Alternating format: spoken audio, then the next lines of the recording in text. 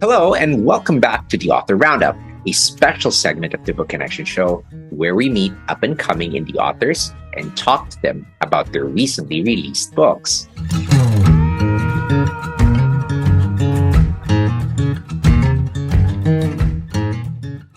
Hello, and welcome back to the Author Roundup, a special segment of the Book Connection Show.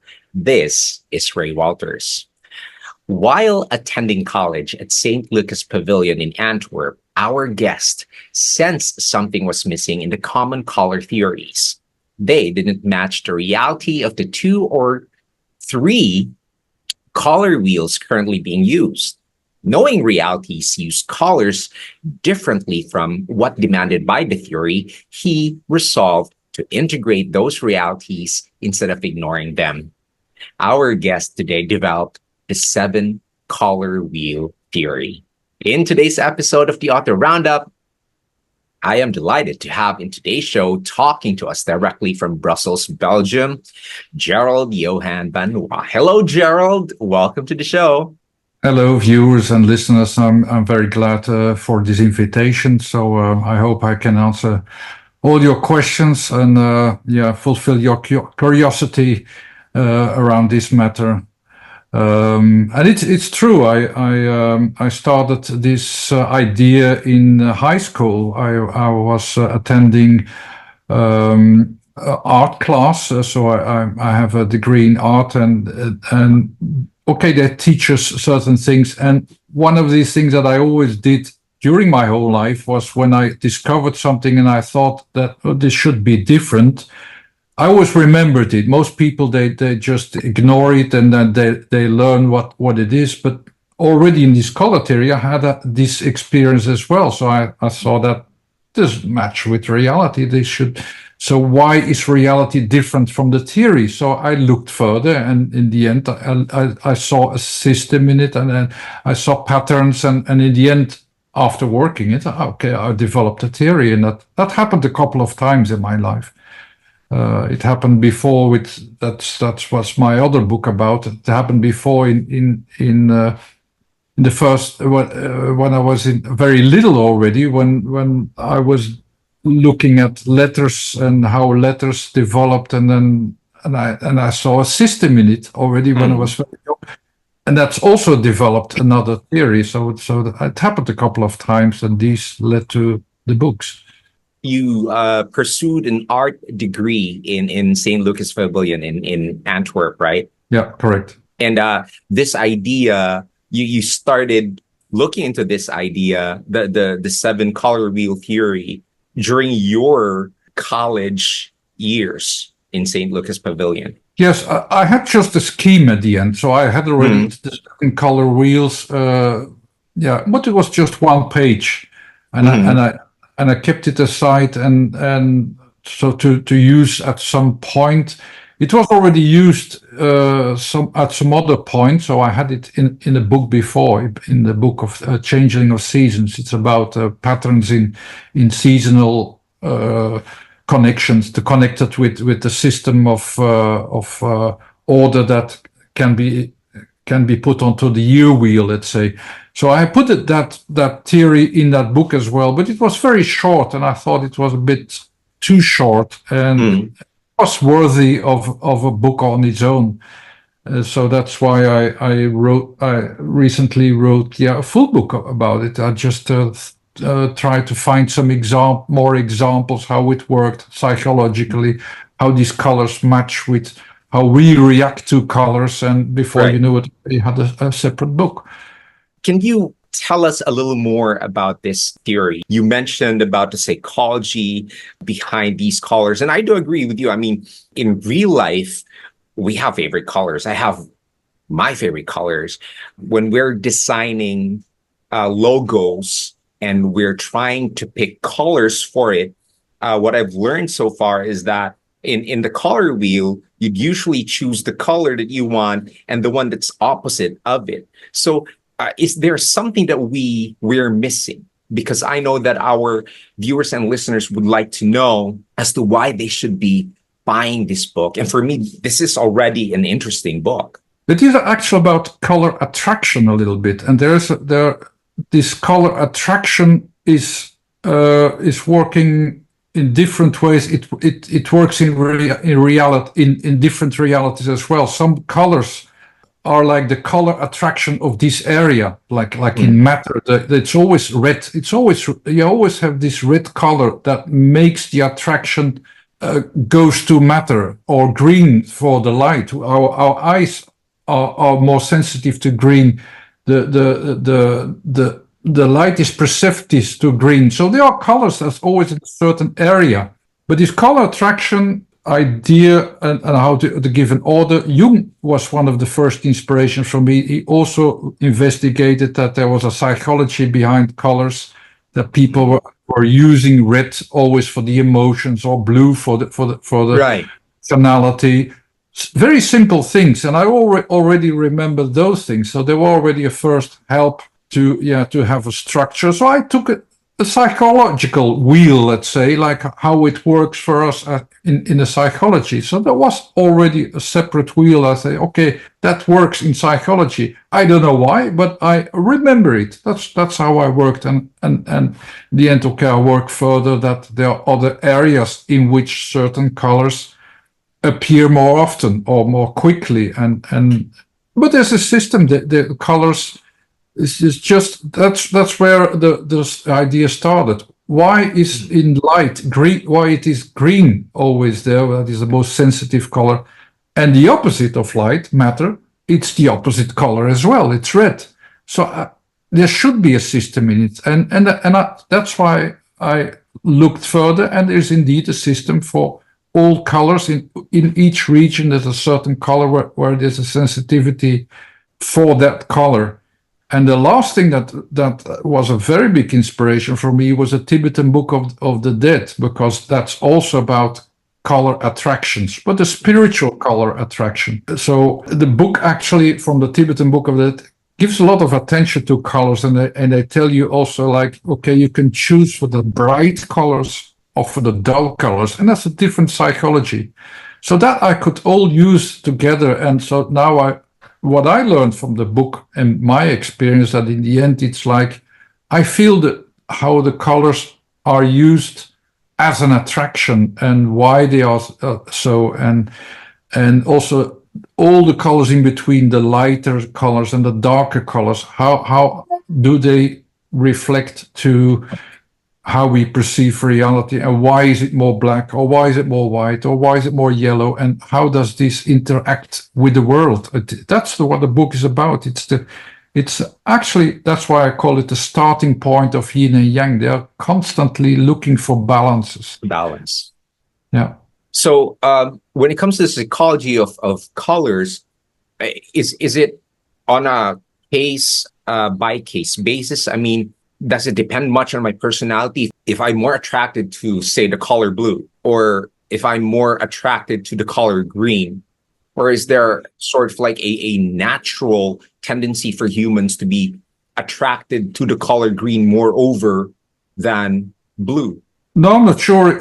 I don't think people will have a generalization for sensitivity for colors. It also depends in what kind of creativity they have. So what color they are attracted to.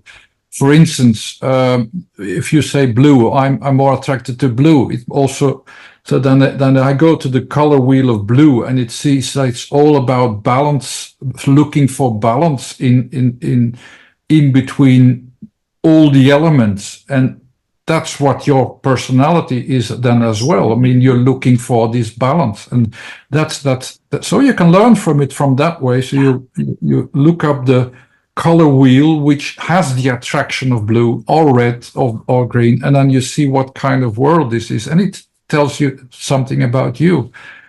I have an example of psychology in the book, and it says like pink. So that's worked out very well. So some people are really attracted to pink. Yeah. But pink is like it's about idealizations. It has to do with idealization, because you put too much white into a color. So you're busy with the whitening of a color. So you're idealizing it as well. Just it could be the opposite. So you can recognize the psychology in the end, and you can also understand it. Secondly, you can also learn, like, there are better ways to keep the whole system of reality running stronger. Actually, sometimes it's better to be attracted to the strong color a bit more, and it's all about that. The whole system is there as well. The Tibetan Book of the Dead also gives you really advice, like it's better to be attracted to the brighter colors than to colors that are a bit dull, because then you also you make choices that are a bit weak, let's say, and they have also consequences. You're confronted a lot more. The process goes slower, and so on. So a lot of attention is given to the psychology of colors in this book. This is an interesting book, Gerald, because for me, we see the world in color, obviously, whether I would sometimes call myself color stupid because I'm not able to determine or discern which color is which. But we do see the world in color, and your inclination towards a particular color would also help you understand, by having this book, help you understand yourself, probably explain why blue is blue and what it means. And so coming from someone like yourself, you're showing us a different perspective of how we should be seeing colors relative to our personalities. Perhaps you could just be choosing colors and without even understanding why you're so inclined in choosing such a color. And so this is a very interesting book. Gerald, where did the inspiration come from? Or should I say, what made you decide to share this? I was always busy in all the interconnections between, let's say, spiritual ideas or even religion, how they saw it. I did a lot of study in theosophy in the past. I was in a theosophical group, and there you could really see like there's more behind the normal reality of the material world. There's much more to discover, and everybody is connected. Everybody in every area has their own perspective, and I always found it very interesting to mix all that and to learn it and to see how they see it. Like the Tibetan Book of the Dead, that's why I also started to read that one. It's quite interesting to see it from a psychological view. I'm a bit sober as well. I'm not going to try to find some religion is better than the other, or some perspectives are better than the other. No, it's just reality. I want to see the full reality. I want to see the full picture. So everybody is contributing, and every culture is contributing in it. So how long did it take you to finish this work? Now, of course, this first idea is when I was 18 or 19 years old. So then I had a small version of a couple of pages in one of these books, and then I took a couple of weeks off and then wrote this one. So it's not it didn't take me a very long time to finalize it. It's just. But it gave me, when I was working on it, I had contact with someone in Japan who read about my investigations in letters, and it gave me an idea to add another chapter, because she was busy with the kototama, that's a Japanese system with letters and so on. And I looked in it in the book again when she contacted me, and I saw there were also connections with color, so I added another chapter because of this, which was quite nice for me as an addition. And it's also a link to the other studies with letters, even though it could have been without it. I mean, the colors on its own works on its own, but they Well, when you were writing this book, do you already have the entire structure? Like you've already figured out everything that you would want to include, or you were just putting down everything on paper and figuring things out later on, like if a new idea comes up or something like that? What I did is just describe it a little bit better with a bit more detail what I already have. I had the structure, and sometimes when you're inspired, it's a structure. It's quite basic, but I actually have to tell the story as well. So here I told the story, but because when I wrote it, I also found out, yeah, the yin and yang in colors, it actually doesn't exist yet, and I try to figure out why. But you can find, if you really look hard, you can find some studies that have references. The real starting point for yin and yang was very difficult to find in a way, because there are no books about this subject yet, not in particular just about colors. You always get small references, but that's all. Not a full system that you can use already. Even though it is simple, it's just 7 positions, and these 7 positions are like degrees, so you can go from one position to the other one. So there is a system in it, but it's quite it's basic in that regard. But it can teach you so much about how this works in reality, in your reality, and especially in psychology and spirituality as well. I still have a couple of interesting questions to ask, but I would want to go back to the color a bit, because this just popped out of my mind. So you have the color red, and red, I think for most parts of the world, would associate the color with love. Is there sort of like a historicity when it comes to this color? Has it always been like this? Or do I have the luxury of redefining the color itself? Like, no, it's no longer love. It's quite funny that some, I always found it funny, especially with red is such a good example, because some people would associate it with love, but you can also associate it with hatred. Just the opposite. So it's just like, but emotions in general is okay. That's where most of the time this place is in psychology. But there are some reasons why red is used. It's like a trigger point, but it can trigger actually anything. But it triggers mostly when you go down to the color wheel. It triggers mostly something that wants to materialize itself. Mm-hmm. And that you can sense it so much that you can sense it. So that's why it goes to the emotions. But that's also why matter uses this. The matter, there's so much matter that there's too much energy in it, and it becomes red. So much so that you can sense it. You see, that's the same kind of attraction of the color that is in it, and you can understand it, why red is used there in that way or somewhere else completely different, but it's always the same thing. It's the same kind of, going beyond a certain, let's say, level of creation, let's say. So here it becomes, the matter becomes so real that you can sense it. That's more or less where you can see where the sensitivity of red appears suddenly somewhere. And you can compare it with a lot of things. It could probably be that red is characterized by strong emotions, whether it's love or hate. Yeah, any of them.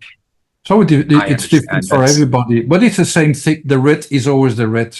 So it's always the same kind of trigger point, but it can trigger different things with everybody.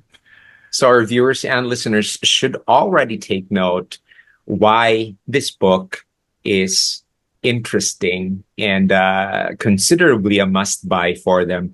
Gerald, let's talk about you writing this book. What was the fun part of writing this book? A stranger thing to say maybe is like, but I experience color better this way. So for me, it's really like I'm going so much into this that I really received the message of the Tibetan Book of the Dead. Like, I know where the what I should follow in colors. And when I use colors now, I mean, even in different studies as well, I always use them now in the same way. And they're so practical because they are a better expression of what you want to say. It's just, if I want to say something something completely different, something intellectual, and I use the red here and the green there and the blue there, you can follow it easier. It's your eyes go immediately to the right positions, and you sense it already. So it's for your own expression. It's an advantage to have a clarity in this and use it in a very clear way. I think that helped me even to use colors more consistent even in what I'm learning too right now as I'm talking to you, and I would have to say that especially in the world of design in art, like if you're creating logos, if you're designing something, it's not just you have to understand what you are designing so that you can understand the color that matches with the design that you're creating, so that you can marry both of them correctly. So there's consistency. Indeed, Whatever. Yes, yeah. And that's if nice. you want to just imagine that you know this color attraction very well and you learn it very well, and you say, okay, I want to have this kind of attraction. You could make it stimulate better with colors. And I'm glad that I overcame the limits that the Tibetan Book of Death was really like having a preference for certain colors. But I can give a place to all kinds of colors. So even the darker ones or the lighter ones, at some stage you can use them, all of them. It will be the world with only full bright colors. I mean, what can you do? You can't do anything in that world. It's blinding you, and that's not okay. All the colors matter, and they have their own function. You see how much and it's essential to understand their function. The full picture. It's good to understand the full picture. Yeah. So what's the challenging part in writing this book? What made it difficult for you?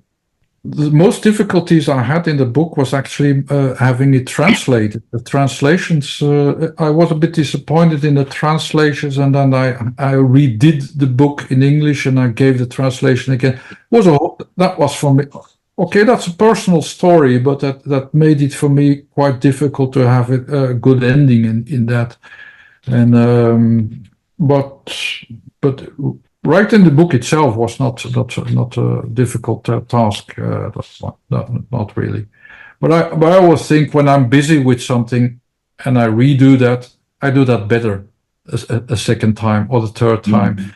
So I'm not sure if this was already if this could be the last best way to describe it. When you ask me, for instance, to retell the story, I probably tell it better than in the book. So that's a bit. That's always the advantage when I go back to a subject.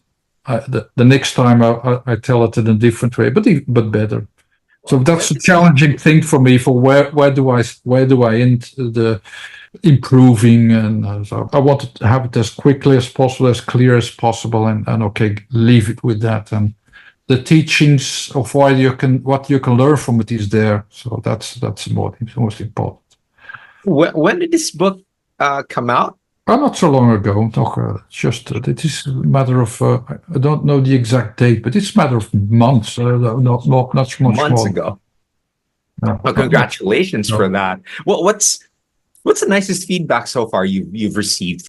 From this book, I didn't get any feedback. I mean, not any feedback except from like just describing what's in there. So I didn't get some extra messages yet. No, not yet. Not from this book. Gerald, most or some of our viewers and listeners are also aspiring authors. So what advice would you give to a writer who is working on his or her first book? Maybe it's a bit difficult to everybody has another psychology, but what I did was like I spent a lot of time being sure that what I had as a unique thing, that I had it developed well enough before writing it down. And a couple of times I did that. So I did that with the other subjects as well.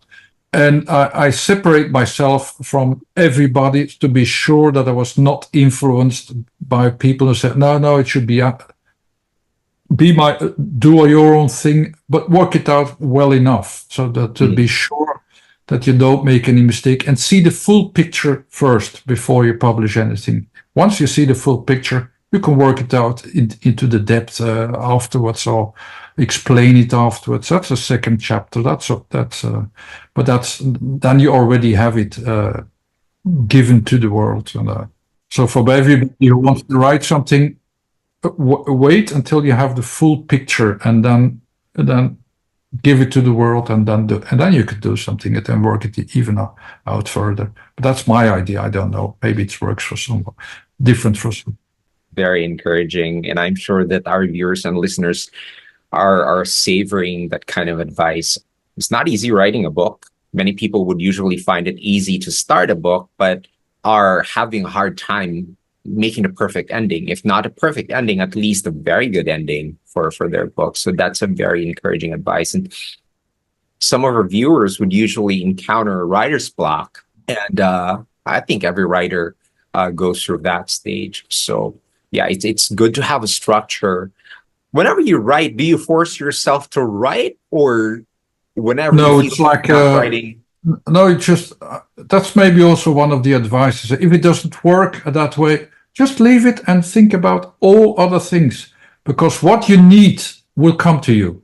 So and at a certain stage, you feel the sense. Okay, I have to write now, and you finalize something. That's how it always worked with me as well. So also for the more difficult subjects that I had, it's like, okay, now I know I have it until here. I understand. There are a few things I don't understand. Working on it will not solve it. So I just left it, and even left some things aside for years.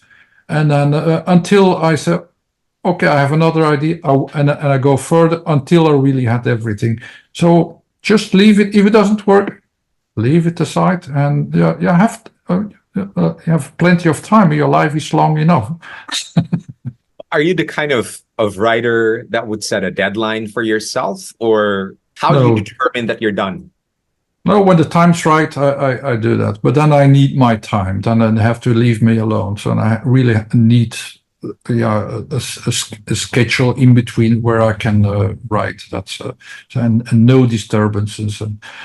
But the longer I write, the more easy it is, because now it's like if I have an hour free, it might even be good enough to do something. So it works different after a while. But it's good to have a separate time schedule in which you have your own time and nothing else. That's for me. That worked best for me.